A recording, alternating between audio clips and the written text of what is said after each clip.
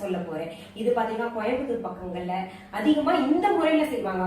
நிறைய இடத்துல கத்திரிக்காய் சுட்டு செய்வாங்க. இது பாத்தீங்கன்னா வேற முறையா இருக்கு. அதுக்கு தேவையான பொருட்கள் முதல்ல என்னென்னு பார்த்தலாம். இது இட்லிக்கும் நல்லா இருக்கும், தோசைக்கும் நல்லா இருக்கும்.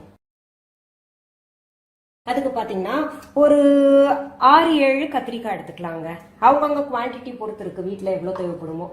அதுக்கு ஒரு உருளைக்கிழங்கு எடுத்துக்கலாம். அதுக்காக பெரிய வெங்காயம் 1 எடுத்திருக்கேன், பெருசா எடுத்து பொடி பொடியா கட் பண்ணி வச்சிருக்கோம். அப்புறம் அடுத்தது 2 தக்காளி எடுத்து பொடி பொடியா கட் பண்ணி வச்சிருக்கேன். சின்ன தக்காளியா இருந்தா 3 எடுத்துக்கோங்க. கறிவேப்பிலை கொஞ்சம், கொத்தமல்லி இலைகள் பாத்தீங்கன்னா கொஞ்சம் எடுத்திருக்கேன், ஒரு 2 டேபிள் ஸ்பூன் எடுத்துக்கோங்க. பச்சை மிளகா 2 முழுசா வச்சிருக்கேன். அப்புறம் புளி பாத்தீங்கன்னா ஒரு சின்ன புளியங்கொட்டை அளவு அதை எடுத்து ஊற வச்சிருக்கேன். அப்புறம் மிளகாத்தூள் கொஞ்சம் எடுத்திருக்கேன், 1/2 டீஸ்பூன் எடுத்துக்கலாம். கடுகு 1 டீஸ்பூன், சாம்பார் தூள் 1 டீஸ்பூன், எண்ணெய் 2 டீஸ்பூன், உப்பு தேவையான அளவு, பெருங்காயத்தூள் ஒரு 1/2 டீஸ்பூன் எடுத்துக்கலாம், மஞ்சள் தூள் 1/2 டீஸ்பூன், அப்புறம் தண்ணி எடுத்துக்கலாம். இப்போ நான் என்ன பண்ண போறேங்க, இது கத்திரிக்காயை நல்லா அலசி வச்சிருக்கேன். இதை இந்த மேல் இது இருக்கு இல்லையா, அந்த இதை நீக்கிட்டு வெட்ட போறேன். பாருங்க, இதை நம்ம நீக்கிடலாம். நீக்கிட்டு வெட்டுற அளவு பாருங்க.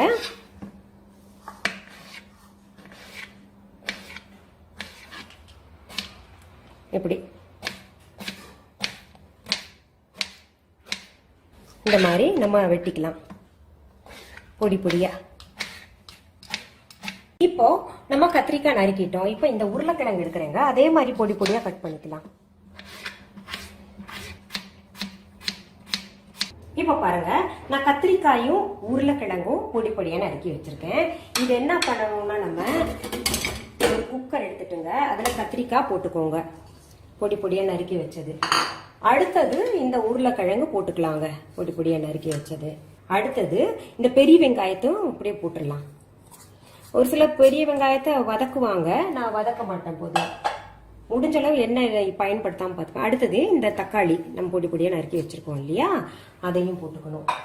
இப்போ நம்ம தேவையான அளவு சாம்பார் தூள் சும்மா வாசனைக்காக போடுறோம். கிட்டத்தட்ட 1 டீஸ்பூன் போட்டுக்கலாம், 1 டீஸ்பூன் அளவு போட்டுக்கிறோம். இந்த பச்சை மிளகா முழுசாவே போடுறேங்க. அடுத்தது பெருங்காயத்தூள் 1/2 டீஸ்பூன் சொன்னேன் இல்லையா, அதுவும் முழுசா போட்டு. அடுத்தது மிளகாத்தூள் சும்மா இது ஒரு கலர் கொடுக்கறதுக்காக, சிகப்பு நிறத்தை கொடுக்கறதுக்காக ஒரு 1/2 டீஸ்பூன் போட்டிருக்கேன். கறிவேப்பிலையும் போட்டுக்கிறேன். அடுத்தது மஞ்சத்தூள் 1/2 டீஸ்பூன் போட்டுக்கலாம். அடுத்தது கொத்தமல்லி தலையையும் பாத்தீங்கன்னா அதுலயே போட்டுருவேங்க, நல்ல மணத்தை கொடுக்கறதுக்காக. அடுத்தது உப்பு தேவையான அளவு உப்பு போட்டுக்கலாம். தண்ணி கொஞ்சம் ஊத்திக்கலாம். ஊத்திங்க. இப்போ விசில் வச்சு வேக வச்சுக்கலாங்க.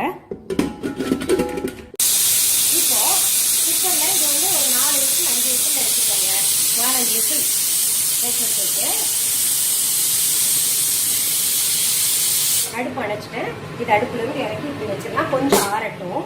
ஆறின பின்னாடி நம்ம பார்ப்போம். இப்ப பாருங்க, குக்கர் விசில் போயிடுச்சு, திறந்து பார்க்கலாம். ஆஹா, பக்குவமா வெந்திருக்குங்க. ரொம்ப நல்லா பாருங்க, எல்லாமே நம்ம போட்டது எல்லாமே நல்லா வெந்து வந்திருக்கு. இப்ப என்ன பண்ணணும், நம்ம இதை கடைஞ்சிடலாம். இப்ப ஒரு சிலருக்கு அந்த கடையிறது வச்சிருந்தாங்கன்னா அதை வச்சு கடைஞ்சிக்கலாம். இல்ல ஒரு சிலர் என்ன பண்ணுவாங்கன்னா, நல்லா ஆற விட்டு மிக்சியில ஒரே ஒரு சுத்து போடுவாங்க, நல்லா ஈவனா கடைஞ்சிரும். நான் என்ன பண்ணுவேன், இதாலையும் கடைஞ்சிப்பேன், மத்தாலையும் கடைஞ்சிப்பேன். அந்த கடையிறது ஒரு மெஷின் இருக்கு இல்லையா, அதுலயும் போட்டு கடைஞ்சிருவேன். பாருங்க, இப்போ இந்த உருளைக்கிழங்குல நல்லா மசிஞ்சிடணும். இப்போ இது பாருங்க, நல்லா பிளெண்ட் பண்ணிட்டோம். இந்த பிளெண்டரை எடுத்துடலாம். நம்ம எடுத்துட்டுங்க, அடுத்தது என்ன பண்ணணும்னா, நம்ம இந்த புளி வச்சிருக்கோம் இல்லையா, இதை கரைச்சு தண்ணி விட்டுக்கலாம். இப்போ இந்த புளி தண்ணி நம்ம கரைச்சி வச்சிருக்கோம் இல்லையா, அதை ஊத்திக்கலாங்க. புளி தண்ணி ஊத்திட்டேன்.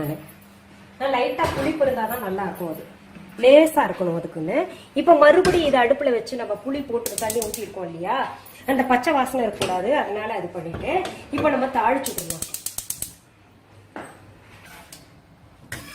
இப்போ நம்ம இதை தாளிச்சு விட்டுறலாம். இதுல வச்சிருந்தோம் இல்லையா தாளிக்கிறதுக்காக, சூடாகிட்டோம். இப்போ பாருங்க, எண்ணெய் நல்லா சூடாயிருச்சு. இப்போ கடுகு போட போறேன். இது பொரியும் போது முகத்தில் அடிச்சிடும், ஜாக்கிரதையா இருக்கணும். நல்லா பொரிஞ்சோடனே அடுப்பு அணைச்சு நம்ம இந்த இதில் போட்டுக்கலாம்.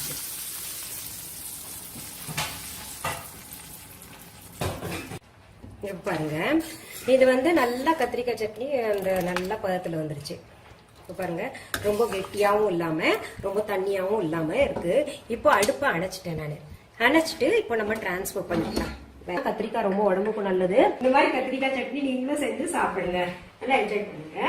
அன்பான வாடிக்கையாளர்களே, உங்கள் விஹா ஸ்டோரில் பூஜை பொருட்கள், சிலைகள், ராசிக்கற்கள், வாஸ்து பொருட்கள், விதைகள், பாரம்பரிய அரிசி வகைகள், சிறுதானியங்கள், ஆர்கானிக் பொருட்கள், மூலிகை எண்ணெய், மளிகை பொருட்கள், மரச்செக்கு எண்ணெய், மரப்பொருட்கள், வெள்ளி ஆபரணங்கள், கிஃப்ட் ஆர்டிகல்ஸ், காட்டன் மற்றும் பட்டு புடவைகள், காட்டன் சுடிதார்கள், பட்டு பாவாடை, குழந்தைகளுக்கான விளையாட்டு பொருட்கள், ஹை குவாலிட்டி இமிடேஷன் நகைகள், வீட்டு உபயோக பொருட்கள், ஜூட் பேக்ஸ், ஹேண்ட்மேட் சோப்ஸ், அழகு சாதன பொருட்கள், சிறுதானிய பிஸ்கெட்டுகள், ஹோம் அப்ளையன்சஸ், இன்னும் பற்பல பொருட்கள் விற்பனைக்குள்ளது.